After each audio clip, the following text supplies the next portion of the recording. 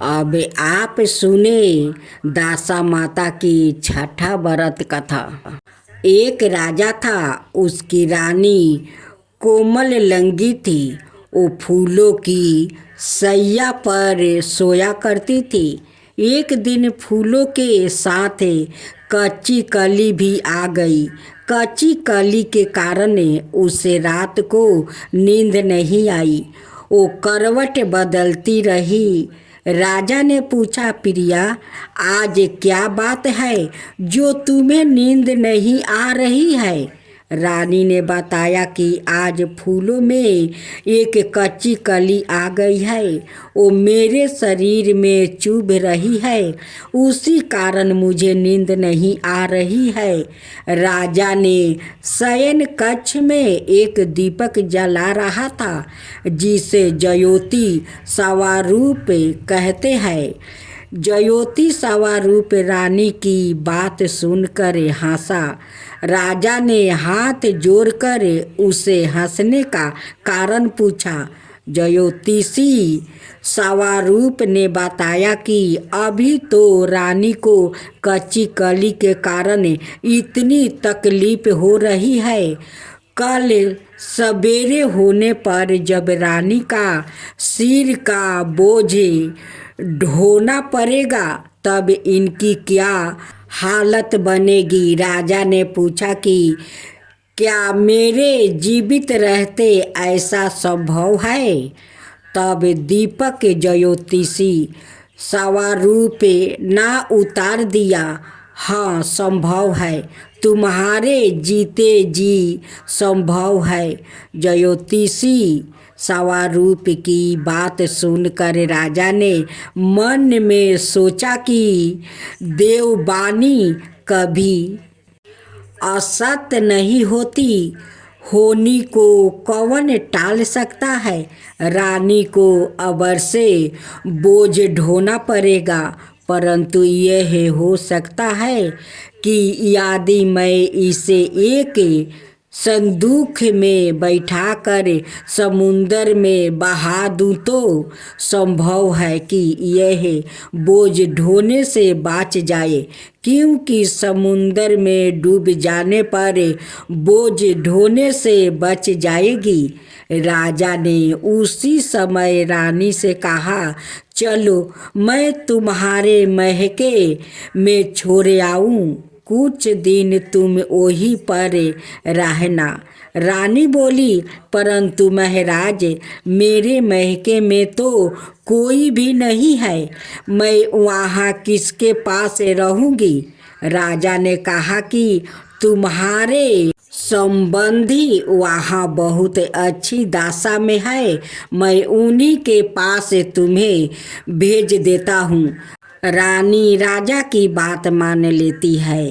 रानी ने बहुमूल्य आभूषण और कीमती वस्तु धारण किए। तब राजा ने रानी को संदूक में बैठाकर नदी में बहवा दिया।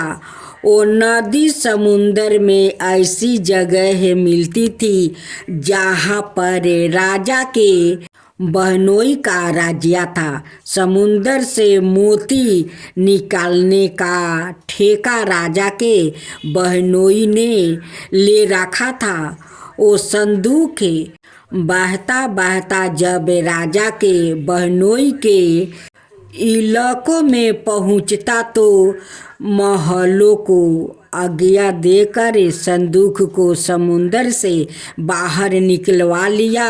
संदूक को उसने अपने महल के शयन कक्ष में भेजवा दिया और आदेश दिया कि मेरे पहुँचने तक इसे कोई नहीं खोले।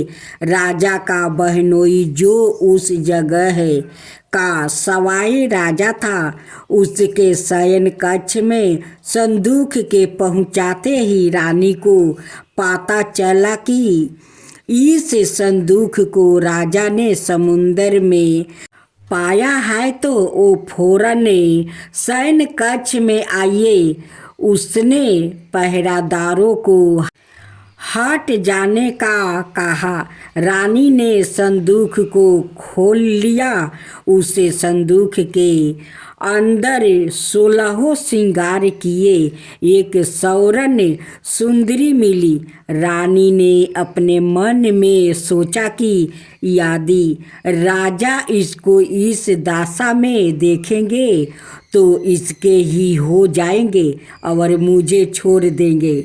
इसलिए उसने उस रानी के सब जेवर कपड़े उतार कर उसे फटे पुराने कपड़े पहना दिया और संदूक में बंद कर दिया। राजा जब बाहर से महल में आए तो उसने रानी को अपने सैन्य कक्ष में बुलाया और रानी से पूछा कि क्या तुमने देखा है कि इस संदूक में क्या है। रानी ने उत्तर दिया कि मैंने कुछ नहीं देखा है। मुझे नहीं पता कि इस संदूक में क्या है। राजा ने रानी के सामने संदूक खुलवाया तो उसे संदूक के अंदर फटे पुराने कपड़े एक स्त्री दिखाई दी जो भिखारन सी लग रही थी। रानी ने कहा, यह कोई भिखारिन लग रही है, इसको कारखाने में भेजवा दिया जाए, वहाँ लकड़ी ढोकर अपना जीवन निर्वाह करती रहेगी। राजा ने रानी के कहे अनुसार उसे कारखाने में भेजवा दिया। एक दिन रानी की सहेलियां नदी में स्नान करके दासा माता का डोर ले रही थी। उनके पास एक डोरा रह गया था।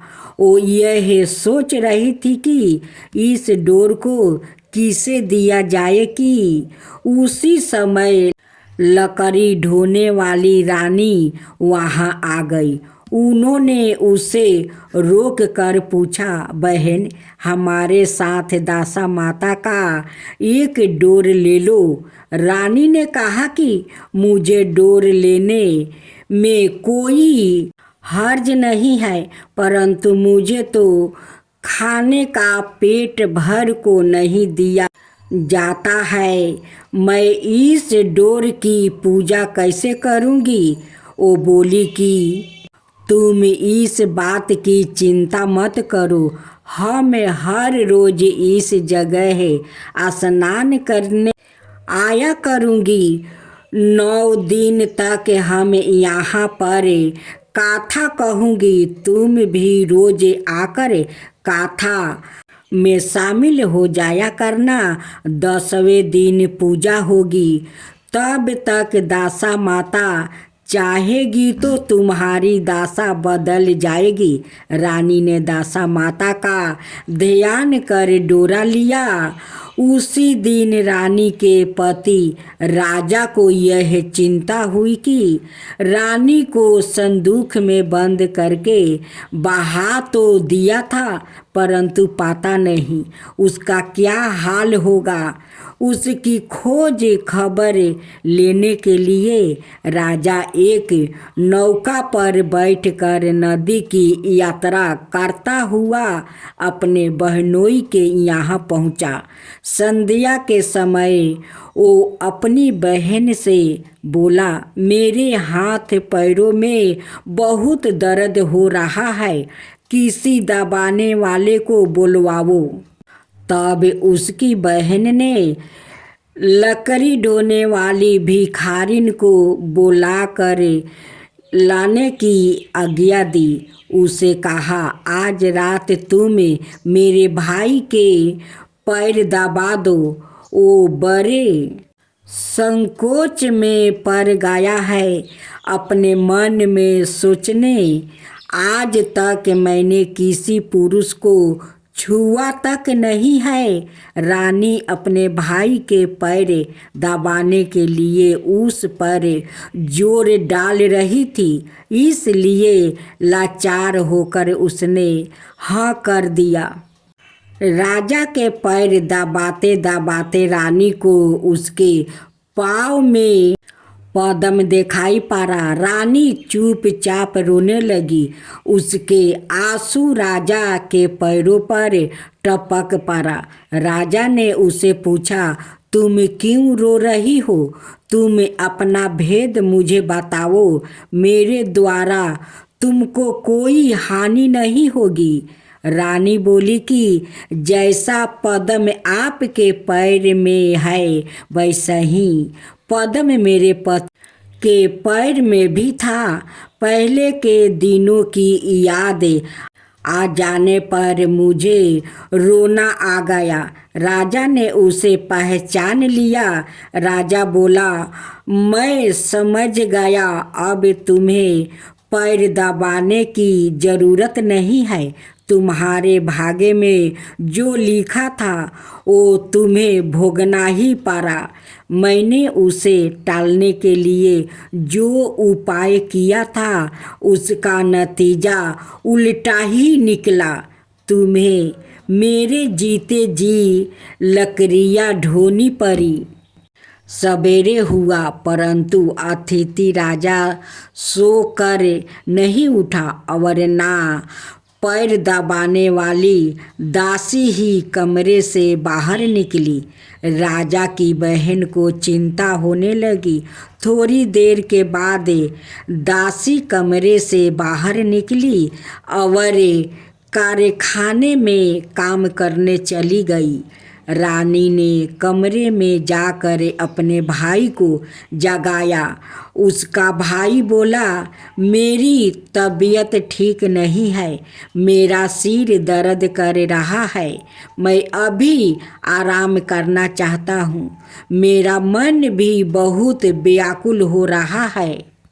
रानी ने पूछा कि आखिर बात क्या है, कुछ तो बताओ।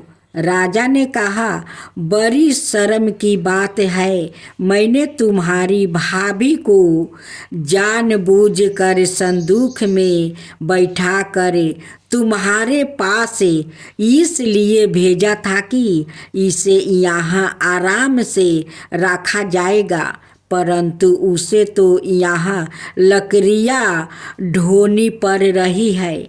उसके तुमने सारा गहने कपड़े उतार कर उसे रास्ते की भिखारिन बना दिया है। उसकी बहन बोली, मैंने उसे नहीं पहचाना। उसने दासियों को भेजकर उसे चुपचाप अपने पास बुलवाया। उसके आने पर बहन ने अपनी भाभी से कॉफ़ी मांगी और उसके पैर पकड़ लिया।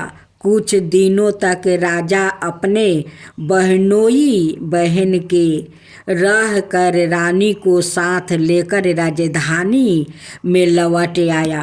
रानी ने अपने महल में पहुंचकर सुहागिनों को न्योता भेजा। बड़े धूमधाम से दासा माता के डोर की पूजा की और नगर में ढिढोरा पिटवाया गया कि आज से अमीर गरीब सब दासा माता का डोर लिया करो और श्रद्धा पूर्वक पूजा किया करो। जिसके पास पूजन पारण के लिए धन की कमी हो तो वो महल से ले जाया करो। जिस प्रकार रानी के दिन दासा माता ने फेरे वैसे ही वो सबकी दासा को ठीक करे। आज आप सुनेंगे विनायक गणेश जी की व्रत कथा। गणेश जी विघ्न विनायक और शीघ्र प्रसन्न होने वाले देवता है।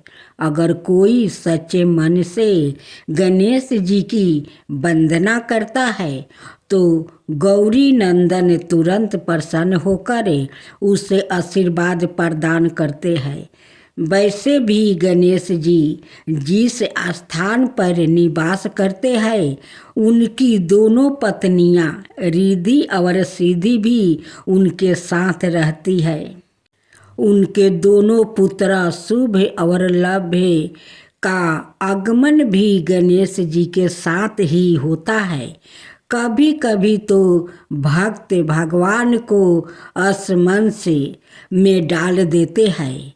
पूजा पाठ और भक्ति का जो वरदान मांगते हैं वो निराला होता है। काफ़ी समय पहले की बात है। एक गांव में एक अंधी बुढ़िया माई रहती थी। वो गणेश जी की परम भक्त थी। आँखों से भले ही दिखाई नहीं देता, परंतु वो सुबह शाम गणेश जी की बंदगी में मगन रहती थी। नित गणेश जी की प्रतिमा के आगे बैठकर उनकी स्तुति करती है, भजन गाती है, वो समाधि में लीन रहती है। गणेश जी बुढ़िया माई की भक्ति से बड़े प्रसन्न हुए। उन्होंने सोचा यह बुढ़िया माई नित हमारा स्मरण करती है, परंतु बदले में कभी कुछ नहीं मांगती है। भक्ति का फल तो उसे मिलना ही चाहिए। ऐसा सोचकर गणेश जी एक दिन बुढ़िया माई के सम्मुख प्रकट हुए और बोले, माई तुम हमारी सच्ची भक्त हो। जिस श्रद्धा और विश्वास से हमारा स्मरण करती हो, हम उसे प्रसन्न है। अत तुम जो वरदान चाहो हमसे मांग सकती हो। बुढ़िया माई बोली, प्रभु मैं तो आपकी भक्ति प्रेम भाव से करती हूँ, मांगने का तो मैंने कभी सोचा ही नहीं। अत मुझे कुछ नहीं चाहिए। गणेश जी पुनः बोले, हम वरदान देने के लिए आए हैं। बुढ़िया माई बोली, हे सर्वेश्वर मुझे मांगना तो नहीं आता, अगर आप कहे तो मैं काल मांग लूँ। तब तक मैं अपने बेटे और बहू से भी सलाह मशवरा कर लूँगी। गणेश जी कल आने का वादा करके वापस लौट गया। बुढ़िया माई ने सारी बात उन्हें बताकर सलाह मांगी।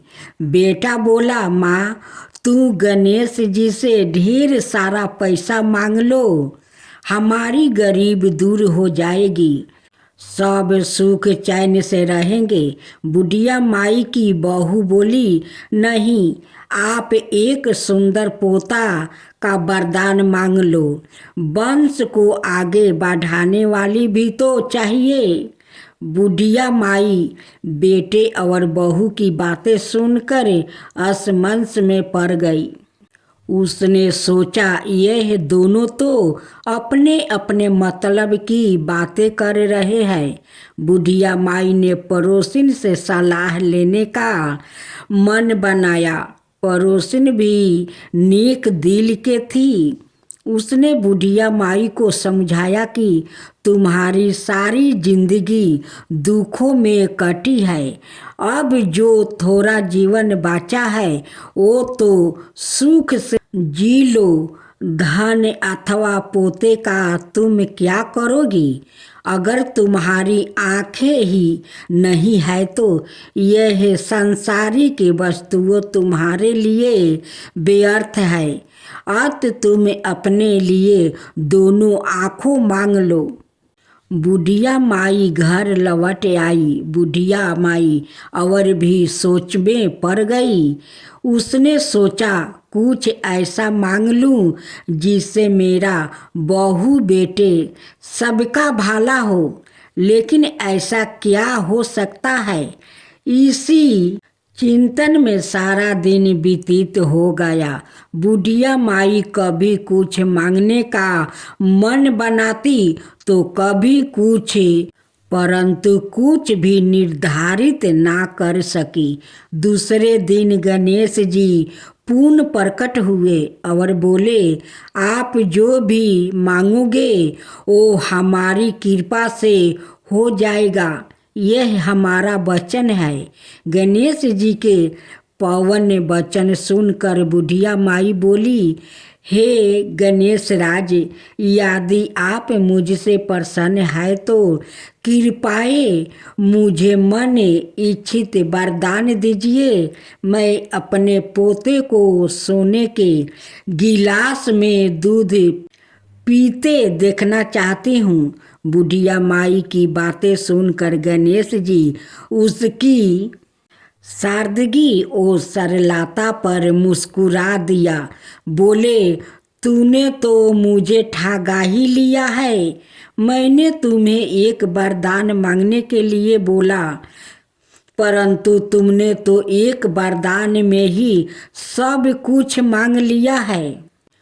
तुमने अपने लिए लंबी उम्र और दोनों आँखों मांग ली है। बेटे के लिए धन और बहू के लिए पोता भी मांग लिया है। पोता होगा, ढेर सारा पैसा होगा, तभी तो वो सोने के गिलास में दूध पिएगा। पोते को देखने के लिए तुम जिंदा रहोगी, तभी तो देख पाओगी। अब देखने के लिए दो आंखें भी देनी ही पड़ेगी। फिर भी वो बोले, जो तुमने मांगा वो सब सत्य होगा। यूं कहकर गणेश जी अंतर ध्यान हो गए। कुछ समय पाकर गणेश जी की कृपा से बुढ़िया माई के घर पोता हुआ। बेटा का कारोबार चल निकला और बुढ़िया माई की आंखों की रोशनी आपस लौट आई। बुढ़िया माई अपने परिवार सहित सुखपूर्वक जीवन व्यतीत करने लगी। अब सुने